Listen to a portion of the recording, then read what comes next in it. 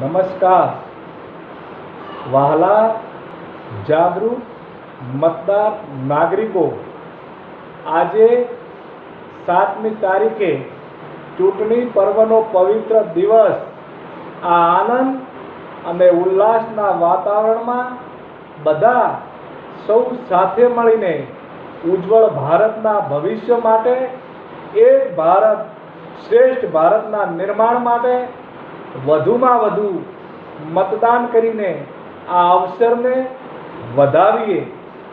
તમારા એક વોટથી 500 વર્ષ બાદ અયોધ્યામાં બંધાયું પ્રભુ શ્રી રામનું ભવ્ય મંદિર, તમારા એક વોટથી સદીઓ બાદ પાવાગઢ ખાતે મહાકાળી માતાજીનું મંદિર પર ફરકી ધ્વજા, તમારા એક વોટથી ગિરનાર પર્વત પર રોપવે સુવિધા દ્વારા સુગમ થઈ યાત્રા, તમારા એક વોટથી સુદર્શન સેતુ દ્વારા ઓખાથી બેટ દ્વારકાની યાત્રા થઈ વધુ સુગમ અને સુવિધાસભર, તમારા એક વોટથી કાશી વિશ્વનાથ ધામના ભવ્ય અને દિવ્ય કોરિડોરનું થયું નિર્માણ, તમારા એક વોટથી કાશ્મીરમાં 370ની આર્ટિકલ કલમ થઈ રદ, તમારા એક વોટથી તાકાત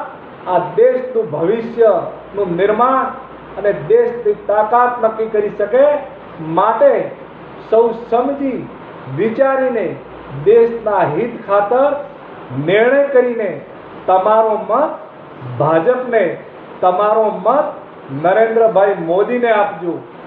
ભેગા મળીને પી લેજો ઝેર જગતના, હવે ફરી શંકર ઝેર પીવા નહીં આવે। ચીર ખેંચાશે સતીઓ તણા, હવે ફરી શ્યામ ચીર પૂરવા નહીં આવે। કૌરવ પાંડવ તણા માણસો મંડાણ યુદ્ધના, હવે ફરી કૃષ્ણ સારથી બનીને નહીં આવે। મારા હિન્દુ ભાઈઓ, આપસી વેર ઝેર ભૂલી એક બનો, હવે ફરી હિન્દુસ્તાનને હિન્દુ રાષ્ટ્ર બનાવવા બીજો મોદી નહીં આવે, બીજો મોદી નહીં આવે, માટે ફરી એકવાર મોદી સરકાર બનાવો। તમારી દેશનું સુકાન સુરક્ષિત અને શક્તિશાળી મહામાનવના હાથમાં સોંપો, એવી બધાને પ્રાર્થના, વિનંતી। જય હિન્દ।